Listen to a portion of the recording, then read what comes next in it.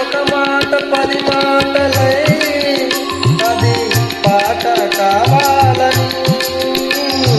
ఒక జన్మ 10 జన్మలై అనుబంధమవ్వాలని, అన్నిటా ఒక మమతే పండాలని, అది దండలో దారమై ఉండాలని, అన్నిటా ఒక మమతే పండాలని, అది దండలో దారమై ఉండాలని,